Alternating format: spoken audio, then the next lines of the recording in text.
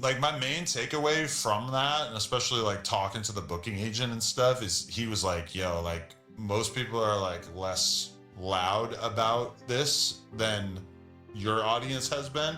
But basically they're just canceling live podcasts left and right. Like, it's like something that people were really excited about in 2021, 2022, etc.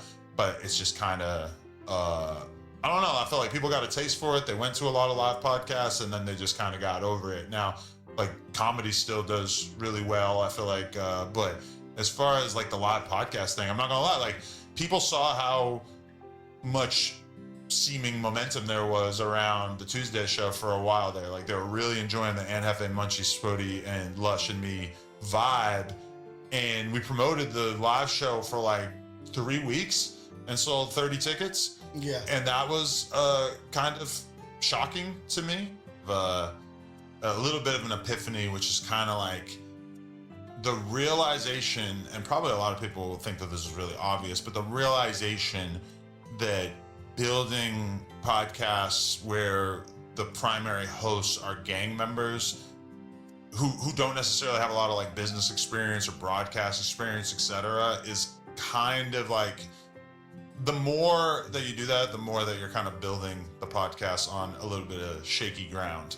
Wait, that was the epiphany that you just had? Like, and that would probably be like really obvious to people who aren't in the space at all. It's elevating and growing in the space, but it's like a certain understanding that you have to have when you're dealing in that energy. You know what I mean? Like, yeah, like my intention going forward is just to be, both of those are great examples. The Brick and DW thing, and then the sort of introducing J Hood to the Munchie and Spody dynamic or whatever is like, I just feel like it's like your foot. Boom.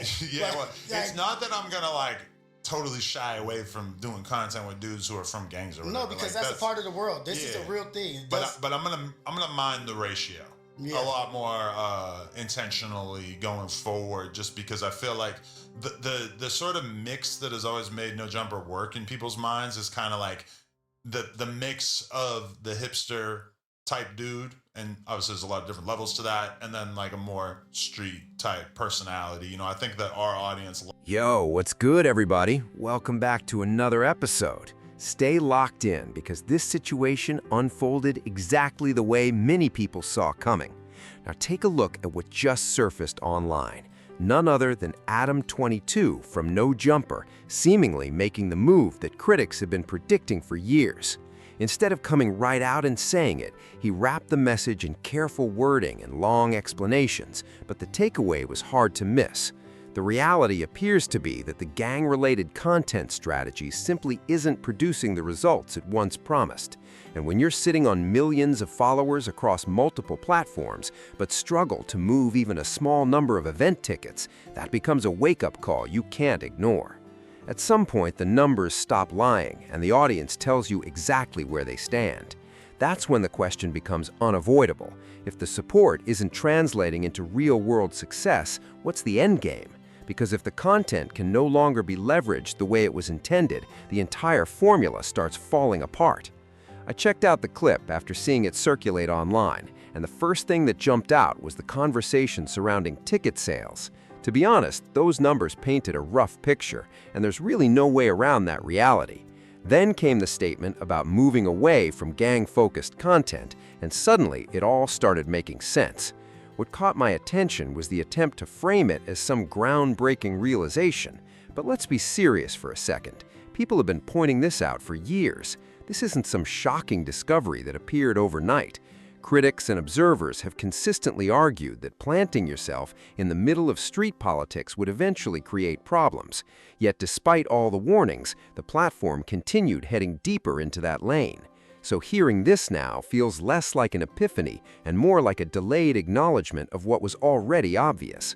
The conversation itself happened with Jason Rios, who many people associate with the broader circle connected to AD and others who eventually separated from No Jumper. Everybody has their own platforms and businesses now, so naturally they're all moving in different directions. If you want the complete context, you can watch the full discussion for yourself. But here's the part that really stands out to me. I don't think the full story is being told. In my view, this shift isn't happening simply because someone suddenly changed their mindset. It's happening because reality started hitting from multiple directions at once. Over the past few years, there have been departures, legal troubles, controversies, and a long list of situations that forced people to reevaluate everything. Eventually, you reach a point where you ask whether all the chaos is actually worth it. And judging by what we're seeing now, that answer appears to be becoming clearer by the day. What also gets overlooked is the role that content creators themselves played in building that environment. It's easy to act like everything happened naturally, but a lot of these situations were actively encouraged because they generated views and engagement. People weren't just reporting on the culture, they were becoming part of the culture. The language, the energy, the affiliations, the storylines, it all became intertwined with the brand. That's why some viewers aren't buying the idea that this was simply innocent content creation. When you've spent years benefiting from a particular formula, it's difficult to suddenly distance yourself from it. And trust me, people who study YouTube and media trends closely can see the difference immediately. We understand how these cycles work. We know what happens behind the scenes. And that's exactly why this latest pivot isn't surprising at all. Now look, everybody understands that entertainment is full of ups and downs. Sometimes a project takes off, sometimes it falls flat. That's just how the game works. But the reason this situation stands out is because we're talking about someone who built a reputation for clowning other people over numbers. This is the same person who constantly pointed at artists' streams, views, and engagement whenever he wanted to discredit them. So let's not act like metrics suddenly don't matter now. Remember all those comments aimed at artists like Sauce Walker and Moneyman? Here's the irony. Those artists could probably draw a stronger crowd at a live event than the person criticizing them. That's the difference between internet visibility and real-world influence. One creates headlines, the other moves people. And whether people like hearing it or not, there's a huge gap between those two things. Let's call it exactly what it is. If artists you're mocking can consistently generate more support in person than you can, then maybe the conversation needs to change. Having a recognizable brand is one thing, but converting that recognition into actual turnout is another challenge entirely. That's why the ticket discussion hits such a nerve. The numbers weren't just disappointing, they exposed a reality that can't be hidden behind social media statistics. And that's where things get interesting. Because now we're hearing about a sudden change of direction, a new perspective, an awakening of sorts. But was it really an awakening? Or was it simply the result of seeing undeniable evidence that the current formula wasn't delivering anymore? That's the question a lot of people are asking right now. What I don't buy is the attempt to rewrite the history of how all this happened. The idea that someone just woke up one morning and suddenly realized gang-related content might create problems doesn't add up. Everybody already knew the risks involved. Viewers knew it, the creators knew it, the people participating knew it. Yet the content kept escalating because controversy brought attention. Interviews weren't always just interviews. They often became setups for conflict, tension, and confrontation. That's what generated clips, views, and viral moments. So when the narrative suddenly shifts toward morality and self-reflection, some people are naturally going to raise an eyebrow. Because from the outside looking in, this feels less like a moral revelation and more like a strategic pivot. And if you've been watching long enough, you've probably noticed the pattern before. There have been multiple situations where controversial guests were welcomed onto the platform with little resistance, while other guests faced pressure to discuss topics they clearly wanted to avoid. That's what makes critics question the consistency.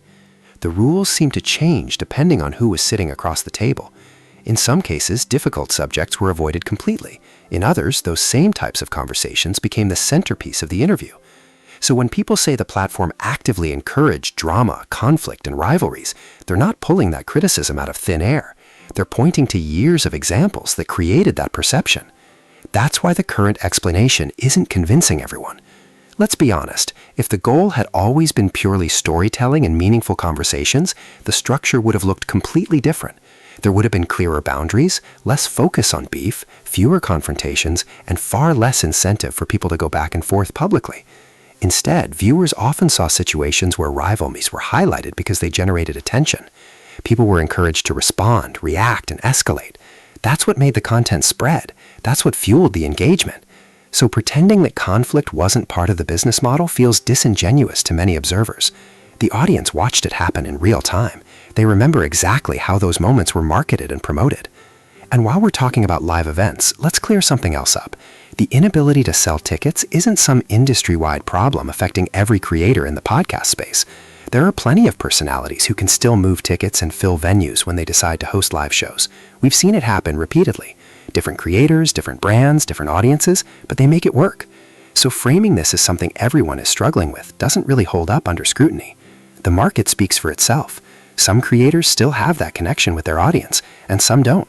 That's just reality. At the end of the day, this all comes back to audience loyalty. You can chase headlines, manufacture viral moments, and dominate online conversations, but eventually the audience decides how much real support they're willing to give you. That's the ultimate test. Not views, not clips, not trending topics, real-world support. And when those results don't match the image being projected online, tough questions start getting asked. That's why this conversation has become so important, because for many people watching from the outside, the recent struggles aren't surprising at all. They're simply the outcome of choices that have been building up for years.